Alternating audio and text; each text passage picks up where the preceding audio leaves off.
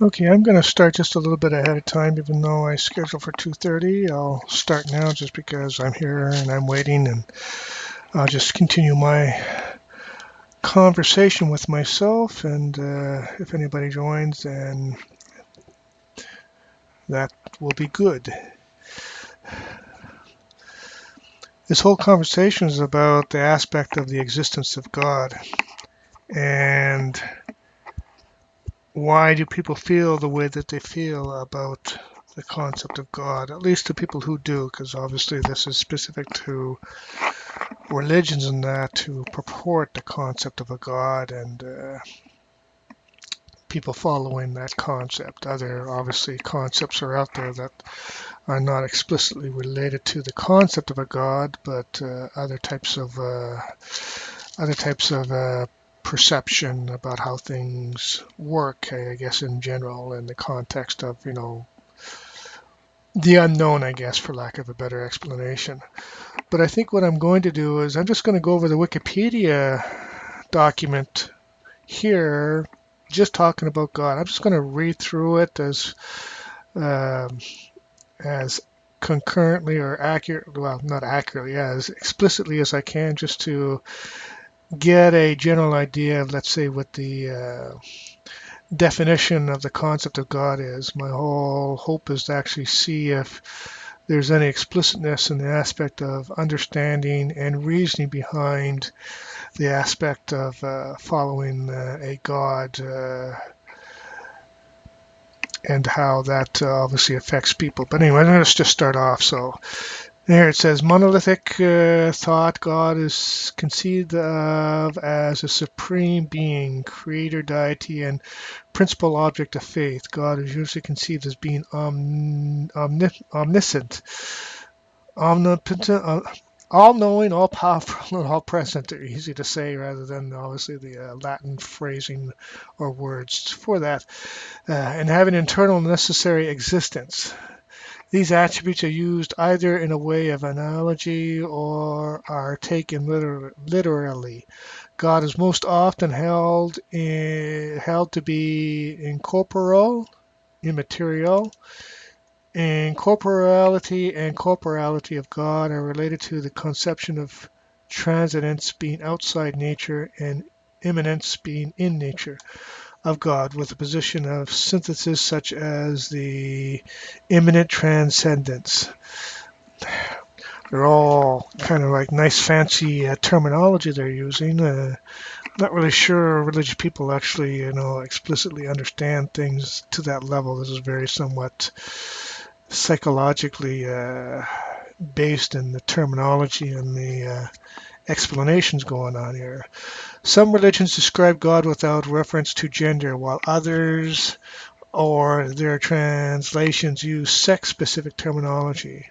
Judaism, for example, attributes only a grammatically gender to God, using terms such as him or father for convenience. Well, I almost say that actually has probably got to do with the aspect of, who was running things at the time, which obviously were men, and probably just led to the aspect that a man thinks a man is the one who runs everything and probably can't perceive anything other than that. A woman, probably wouldn't be perceived, because of the fact that, they weren't really considered, even in the concept of this aspect of religious perception equal to men. So the fact that you could have someone that you don't even consider equal to you being superior to you, I don't think would be a assumption, a conclusion, a result that it would occur at least at that time. God is the creator, but not the sustainer of the universe. In pantheism, God is the universe itself. In atheism, there is an absence of belief in God. I think a lot of atheists would have a lot of disagreement with that term. If you talk to an atheist, it's not saying that they don't believe or not believe. They just indicate the fact that they require proof in order to make a conclusion. So basically, they haven't made a conclusion yet. It's not the fact that they don't believe or that they do believe, is that they're saying, I need some information so that way I can make a conclusion. The aspect of saying that someone provides positive, positive factual information that there cannot be a God, and obviously, the belief would be that there is no God or no belief in God. And again, if someone can prove that there is an existence in God, then the acceptance of God would be the conclusion. And atheism, that's all it says, is, hey, provide me proof, and then I can make a conclusion. Until then, I can't make a conclusion. In agnosticism, the existence of God is deemed unknown or unknowable. Well, it's convenient to sit there and say, hey, can't prove it, but, that's just because, you know, it's unknowable.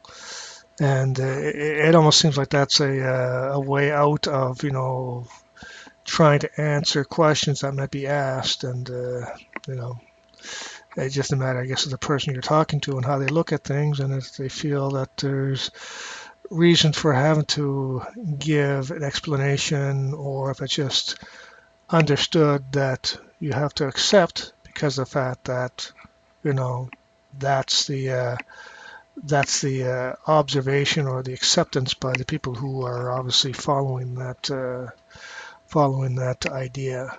God has also been conceived as a source of all moral obligation and the greatest conceivable existence. I'm not really sure what they mean by moral obligation. In moral philosophy, deontological ethics or deontology is a normative ethical theory that the morality of an action should be based on whether the action itself is right or wrong under a series of rules rather than based on the consequences of the action. There's always a lot of talking about morality and what it is and how people should observe it based obviously on criteria or situations or circumstances, and it seems like that idea is overly complicated when it doesn't need to be. For myself, morality is a simple thing. It's either right or it's wrong. And there's no aspect of saying, well, you have to understand, the state, the nature of the time. To me, that's irrelevant. It's either right or it's wrong. I don't see anything, that sits there and says, hey, yeah, but you have to understand that because of this, that was considered, just because some people may consider, doing something okay at the time that it was done, doesn't make it moral, just means it's accepted, so it comes down to the simple fact that if something's right or something's wrong, regardless of the time or the period or the place, that's what it is. It's an aspect of getting the aspect of accepting something as opposed to the interpretation of what it is to be moral is something that I think occurs quite a bit. Many notable philosophers have developed arguments for and against the existence of God. Well, that's good to know. I didn't know that. I didn't know a philosopher would do that. Monotheists refer to their gods using names prescribed by their respective religions, with some of these names referring to certain cultural ideas about their god's identity and attributes. In the ancient Egyptian era of atheism, possibly the earliest recorded monotheistic religion, this deity was called Aten, or Aten. Aten is the disk of the sun, I think, in Egyptian mythology, and originally an aspect of the god Ra. The deified Aten is the focus of the monotheistic religion of Atenism, established by Amenhotep IV, who later took the name Akhenaten in worship and recognition of Aten. In his poem, Great Hymn to the Aten, premised on being the one true supreme being and creator of the universe. In the Hebrew Bible and Judaism, Elohim Adonai, I'm going to assume that's an acronym, and other names are used as names of God. Yahweh and Jehovah, possibly vocalizations of Yahweh. Okay, well, didn't know that was Yahweh. Are used in Christianity. In the Christian doctrine of the Trinity, God coexisting in three persons is called the Father, the Son, and the Holy Spirit. In Islam, the name Allah is used, while Muslims also have a multitude of titular names for God. In Hinduism, Brahman is often considered a monistic concept of God. In Chinese religion, Shangdi is conceived as the progenitor, first ancestor of the universe, intrinsic to it and constantly bringing order to it. Other religions have names for the concept. For instance, Baha in the Baha'i faith, Waheguru in Sikhism, Sanghayang Widu Wasa in Balinese Hinduism, and Ahura Mazda and Zohar. The many different conceptions of God and competing claims as to God's characteristics, aims, and actions have led to the development of ideas of omnitheism, pantheism, or a perennial philosophy, which postulates that there is one underlying theological truth, of which all religions express a partial understanding, and as to which the devout in the various great world religions are in fact worshipping that one God, but through different overlapping concepts. Okay, well, they're talking about, I guess, somewhat historical nature of it, but for me, it's the aspect of what was the reason for the coming to the aspect of saying there's got to be something out there that's bigger than all of us. You know, I have my perception of what would actually lead down that road, but I'm actually not clear on the specifics of actually how that occurred. The earliest written form of the Germanic word God comes from the 6th century Christian Codex Argenteus. The English word itself is derived from the Proto-Germanic Gudan, the reconstructed Proto-Indo-European form. Gyoto was likely based on the root ga, which meant either to call or to invoke. The Germanic words for God were originally neuter, applying to both genders. But during the process of the Christianization of the Germanic peoples, from their indigenous Germanic paganism, the words became a masculine syntactic form. Well, again, that's not really surprising. Again, it's men who ran the world, and the aspect of, hey, we're going to follow something, and, let's make it a man in quotation marks.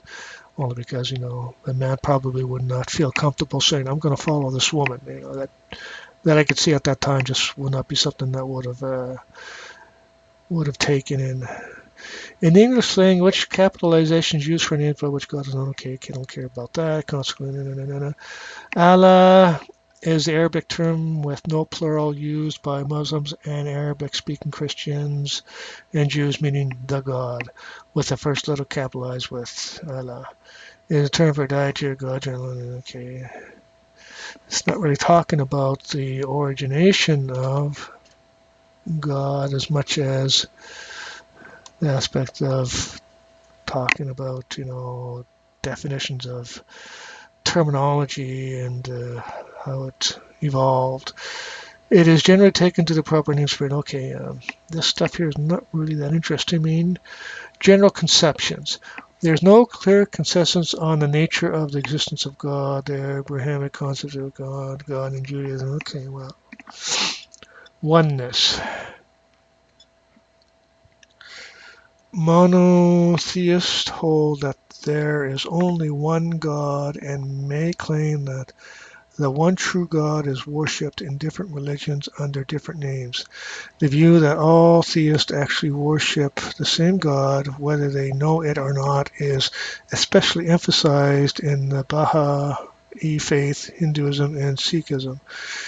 In Christianity, the doctrine of the Trinity describes God as one God in three divine persons, each of the three persons as God himself. The most holy Trinity comprises God the Father, God the Son, which is Jesus Christ, God, and God the Holy Spirit. In the past centuries, this fundamental mystery of the Christian faith was also summarized by the Latin formula Sancta Trinitas. Unus Deus, Holy Trinity, unique God, reported to Latin. Okay, well, this here is all kind of like, interesting aspect of, let's say, in terminology and concepts that flow through the different regions and such is fine, but this is not really, what I find interesting. I would like to know, how did it start? Other concepts, don't care about that. Non-theistic views. Okay, well, agnosticism and atheism. Okay, well, anthropomorphism. Pascal Boyer argues that while there is a wide array of supernatural concepts found around the world in general, supernatural beings tend to behave much like people. The construction of gods and spirits like persons is one of the best known traits of religion. He cites examples of Greek mythology in this opinion. Okay, that's again nothing. Existence. Arguments about the existence of God typically include empirical, deductive, and inductive types. Different views include that God does not exist. Strong atheism. God almost certainly does not exist. De facto atheism. No one knows whether God exists. Agnosticism. God exists, but this cannot be proven or disproven. De facto theism. And that God exists and this can't be proven. Strong theism. Okay, well, again, not really concerned about that, about people's different perspective. Looking for origin. Looking for origin. Don't see anybody's gotten on yet, so it looks like my channel is not being picked up by anybody. Specific attributes. Different religion traditions assign different thought or similar attributes catered to God, including Spanish patterns, names. Don't care about that. Gender. Well, we kind of like understand why God would be perceived as being male, only because of obviously history and how things work. Relationship with creation. Relationship with creation. Prayer plays believers, Muslims believe that the purpose of existence is to worship God. Okay.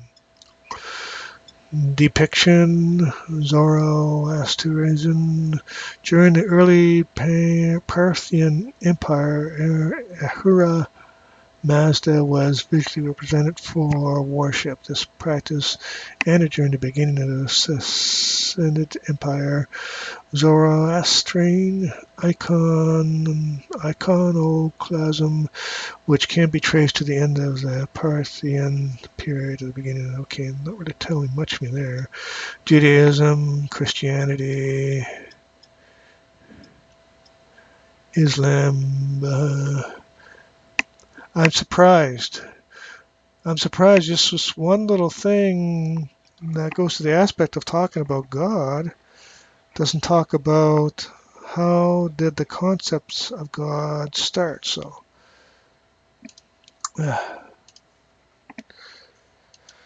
origins of God.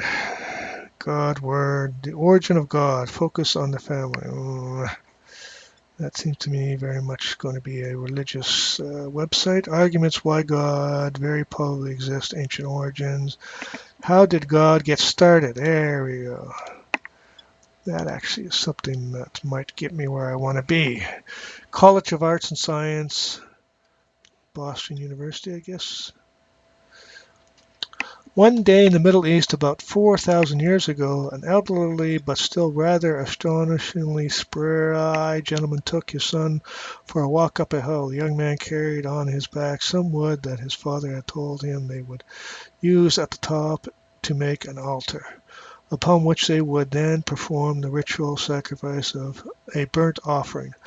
Unbeknownst to the son, however, the father had another sort of sacrifice in mind altogether. Abraham, the father, had been commanded by the God he worshipped as supreme above all others to sacrifice the young man himself, his beloved and only legitimate son Isaac. We all know how things turned out, of course. An angel appeared together with a ram, letting Abraham know that God didn't really want him to kill his son, that he should sacrifice the ram instead, and that the whole thing had merely been a test. And to the modern observer, at least, it's abundantly clear what exactly was being tested. Should we pose a question to most people? Okay, well, this to me is not the origin. This to me is the written aspects, at least in the Hebrew Bible, of the starting of the scriptures revolve around Abraham. Doesn't really say why people actually followed that. Was it, everybody afterwards came and said, okay, we're following this Abraham guy because he says there's a God, or was it something, tripped by something else? It wasn't the Jews. Of course, faith is notoriously hard to define, but belief in God presents a common sense starting point. It's true that we sometimes use the word faith to describe non-monotheistic religion, traditions such as Buddhism or Hinduism, but even if we acknowledge the marginal presence of something we'd call faith in such traditions, it seems clear that monotheistic religions emphasize faith in ways that other religions do not. Any religion practice implies basic belief in worship, that sort of.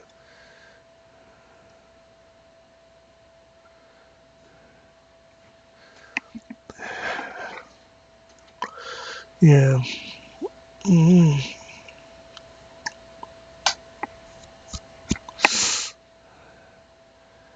Again, this one, it seems to be starting from the aspect of, again, the Jewish scriptures talking about originating from the concept of Abraham. And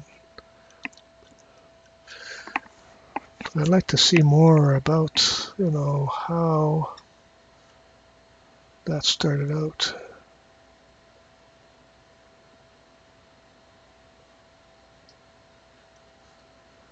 Hmm. Pardon me for a second. I'm just looking for something here on the side.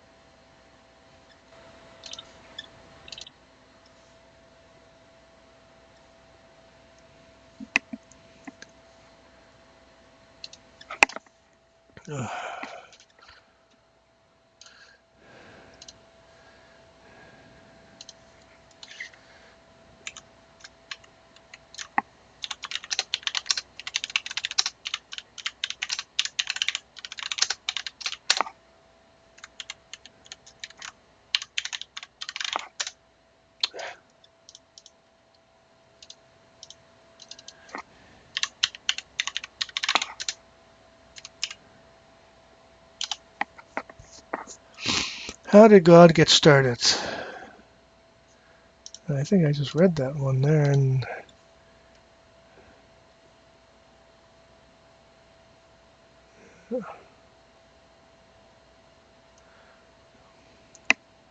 I don't know. Is that supposed to be the whole explanation that it started with Abraham? I think that's a rather direct explanation. Why do people believe in God? To me, actually, that's interesting. To some extent, it would have been my next point, but let's see what this article is talking about. Like, I have my perceptions of the reasoning for just believing in a God, but I wonder if there's any scientific, evaluation of why it would be something that would be a dominant aspect of life in general or humanity in general. Why do people believe in God? For most people in the world, the answer seems obvious because it's self-evident that God exists. From the point of view of the believer, the really puzzling question is how anyone could not believe. And yet, as University of California at Irvine psychologist Brett Mercier and his colleagues point out in a recent article, there was once a time in the prehistory of our species when nobody believed in a god of any sort. Okay, that's kind of interesting. That's what I was saying. How do we get to that point to get to the point of believing? Our evolutionary ancestors were all atheists, but somewhere along the way they found religion. So we're back to our original question: why do people believe in God? And for me, it's kind of like, how did they give to the concept of, hey, there's a God? That's just the fact that they believe in a God. The fact is, they come to the conclusion of they evaluate it and said there's a God, and the result is they believe in it. You know, as is common practice in evolutionary science, Mercier and his colleagues distinguish between ultimate and proximate causes. An ultimate cause explains how a behavior evolved in the first place, while a proximate cause outlines the conditions in which that evolved behavior will be performed. Consider, for example, birds flying south for the winter. The ultimate cause of bird migration is the increase in survival and reproduction experience by those who seasonally moved to warmer climates where food was plentiful. In contrast, the proximate cause is the decrease in daylight hours, serving as a trigger that it's time to head south. Religious belief of some sort is nearly a universal feature of humanity, so there's quite likely some ultimate evolutionary cause that explains it. And that's sort of like what I'm kind of like, what caused it? At the same time, not all people are religious, and furthermore, the forms of belief among the religious range widely, so we need to understand the proximate causes for this variation. In their article, Mercier and colleagues outline several ultimate and proximate causes for religious belief. Fully modern humans arrived on the scene about a 250,000 years ago, and until quite recently they all lived hunter-gatherer lifestyles. In these primitive societies, the men hunted, fished, or scavenged for meat, while the women gathered fruits, and vegetables. They lived in small groups of around 100 to 150 people because this was the largest population that the surrounding terrain could support. Still, these groups were considerably larger than the societies of primate species, which tend to number in the few dozen range. Furthermore, humans are far more capable of cooperation than other primates, enabled by certain evolved cognitive mechanisms. Chief among these is a sense of agency. Not really sure what that means. As tool users, humans quickly developed an understanding that they can intentionally cause things to happen. The nutcracker opened because I smashed it with a rock. The apple fell because I shook the tree. Humans then apply this sense of agency to the interpreting social interactions. That is to say, we not only believe we have agency, we also believe others have agency as well. Sorry, I just don't, well, I know what agency means in the concept of, like, say, business, but I really don't know what it means in the context of this article. Thus, we judge the actions of others depending on whether we deem them to be intentional or not. We can easily forgive the person who accidentally steps on our foot, but we really need an explanation and an apology if someone purposely treads on our toes. In fact, we're rather hypersensitive about other people's agency, inferring intention whether where none existed. For example, when someone cuts us off in traffic, we generally assume they did it on purpose. I do. That is, knowing full well how dangerously they're driving, rather than supposing they looked but just didn't see us. We're quick to assume that people act purposefully and discount the extent to which people's behaviors are shaped by their current circumstances and limitations. Because of hypersensitive agency detection, we also have a tendency to infer intentionally in natural processes or inanimate objects. Beliefs in water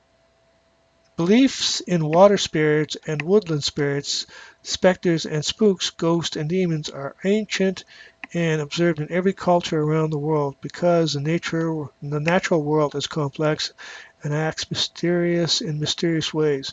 We detect agency all around us. By the way, if you think that you, an intelligent human being living in modern society, are free of such superstitious nonsense, you need to ask yourself, have you ever begged your car to start on a cold winter morning? Or have you ever complained that your computer has a mind of its own because it doesn't behave the way you want it to? We tend to automatically detect agency in inanimate objects, whether the situation is unpredictable and out of control. This kind of animistic thinking, that is, the belief that supernatural agency inhabits the world and can influence events, is a universal human trait. Such thinking is common in children, and as adults, our animistic thinking is shaped by the norms of our culture. Animistic beliefs are also common in hunter-gatherer societies, but what they don't have is organized religion. Some 15,000 years ago, humans gradually began adopting agriculture. At first, humans domesticated a few animals and tended gardens to supplement their hunting and gathering, but eventually, all but a few societies around the world shifted solely to farming and herding. Agriculture can support many more people per acre of land compared with hunting and gathering, but this came with a cost. As long as our group sizes were small, we had the psychological mechanisms to deal effectively with the members of our community. If you live day in and day out with the same 150 people, you get to know them really well. But if your numbers are in the thousands or tens of thousands, most of the people you interact with on a daily basis are strangers. Thus was life in the first cities that arose thanks to the food surpluses that agriculture yielded. At this point, we see cultural evolution taking place. Human existence depends on cooperation. When we live in small groups, cheaters are punished by other members, and they quickly learn that they have to get along. But in anonymous societies, it's easy to take advantage of others, as there's no way for the rest of the group to punish those who take advantage of the system. The solution was to invent ever watchful gods. To invent, that's interesting. The solution was to invent ever watchful gods who will punish cheaters for us.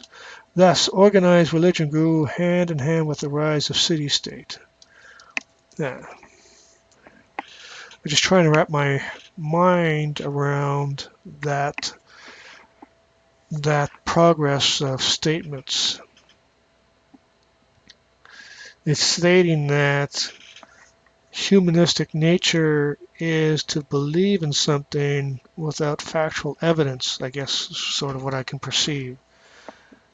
And now they just make the statement that we believe in something that's not there just because it's part of our nature, and that's actually how the concept of a God who, based on the aspect of the aspect of growing communities and the aspect of, making sure things work properly and, things don't go the wrong way. And here they're saying punish those who need to be punished, kind of like initiated the concept of like something that can punish people, that I guess is, can't put your finger on type of thing. So the concept is, that mysterious aspect that, humans are akin to believing in can occur or did occur, I guess, based on evolution of society. It's kind of interesting. Like they're kind of like saying here, God evolved because of society evolution, not because of human evolution per se, but how we became more adept, more knowledgeable about, the things that we're seeing and we're evolved around. The aspect of saying, because of the aspect of the building of societies, there was a necessity to see things a certain way, and this aspect of saying, things have to be under control, and the already existing characteristics of humans was there to believe in something that not necessarily had concrete validation for was a common aspect or trait of human beings. And you know because societies grew, there had to be the necessity for people to believe that things would still move forward and things would still go properly, or correctly, and that they felt that there should be something there to, basically progress that or push that forward, led to the evolution of a concept of gods, I guess. Fast forward a dozen millennia, and hence we are living in a technologically advanced society driven by science that tells us the world moves according to the laws of physics and not the whims of spiritual deities. Nevertheless, religious belief in one or more gods that watch over our actions and judge us accordingly is quite common. At the same time, religious belief has dropped precipitously over the last century, and here we need to look at its proximate causes. Okay. There's probably just some more things talking about maybe the evolution, but to me, it's interesting how they described it because I would have not thought that's actually how the aspect of God, I put that in quotation marks, came about. No, the one thing I always feel with, and I've heard other people talk about it too, is the aspect of,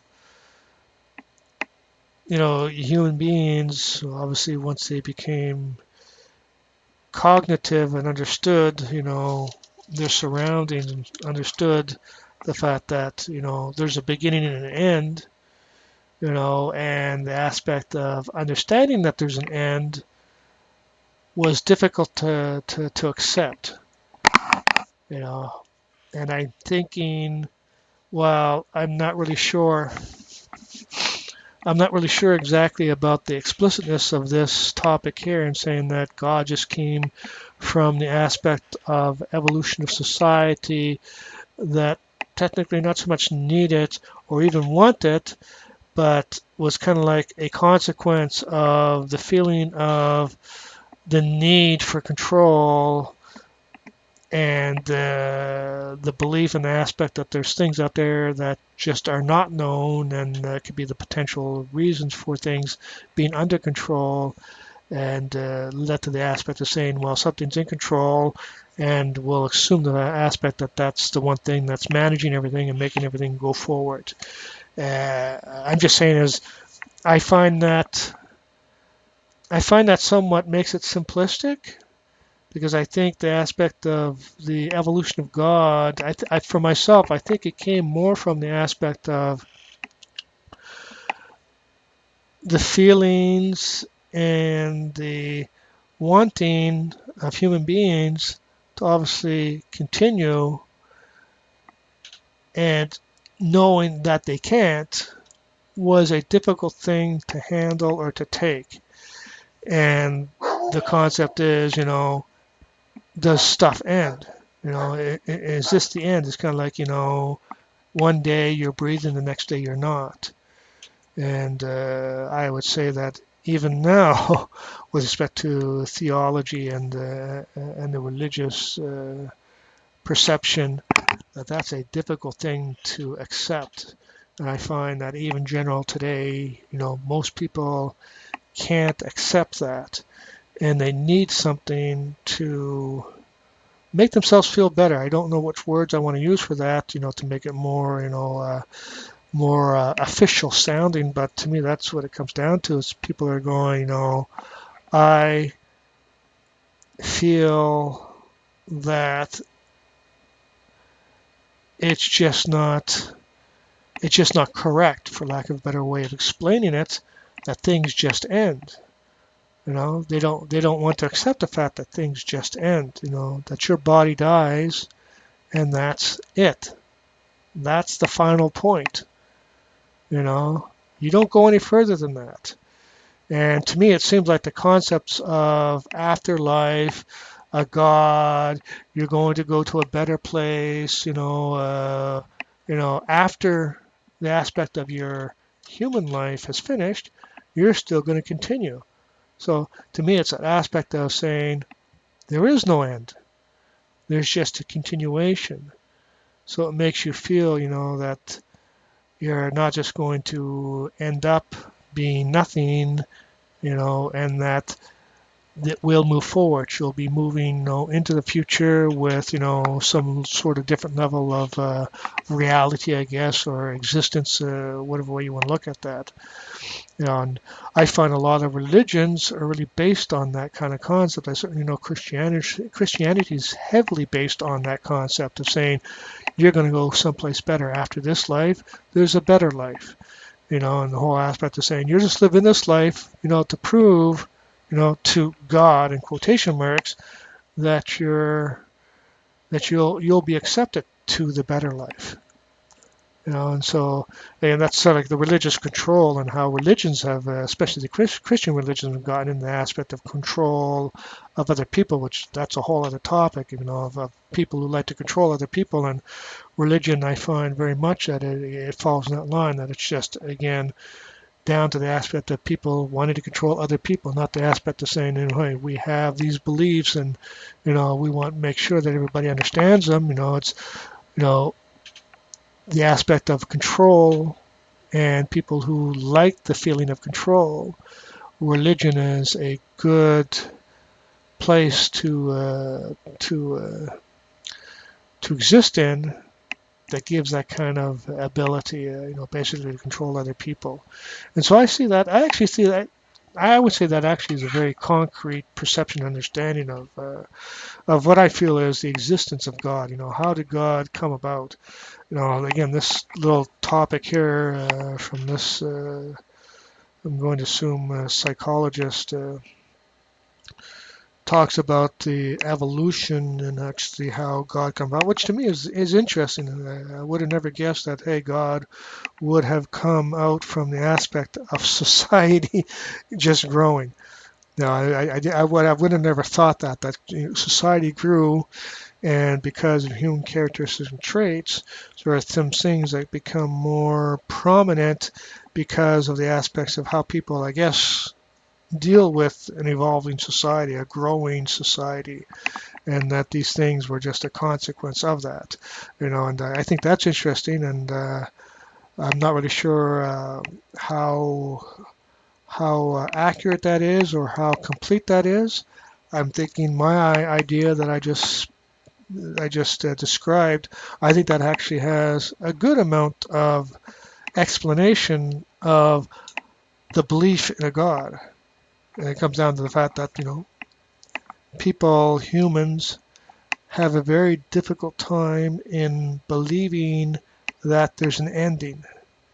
They don't like that. Or let's say they don't like that. People don't like that, and I'm not saying everybody does. I'm just saying the people who do follow it, I find that they follow it to some extent because of the fact that, it makes them feel better to know that there's potentially something after this particular life. Um, I don't know what else to say besides that.